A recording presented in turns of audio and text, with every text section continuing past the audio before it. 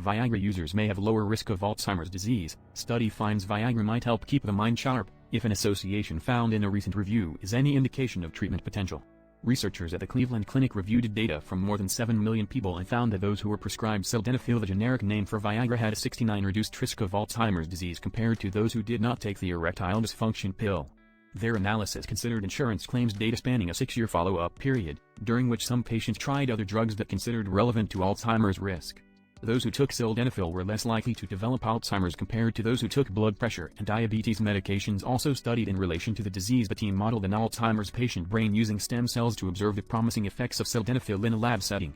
Although their early findings cannot support a causal relationship between the drug and disease outcomes, the study indicates a need for more research, lead author Fei-Shang Cheng said in a press release.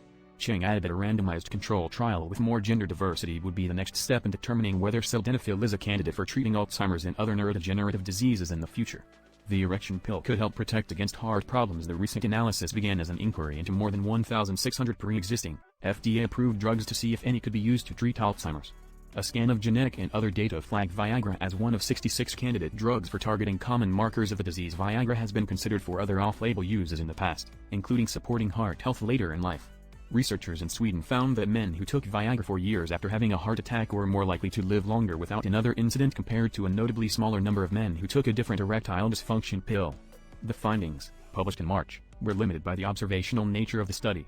But they represent another area to look into, how medication might affect overall cardiovascular and metabolic health. In fact, the Alzheimer's study also found that sildenafil use was linked to a lower likelihood of the disease in people with coronary artery disease, hypertension and type 2 diabetes, all of which are comorbidities significantly associated with risk of the disease.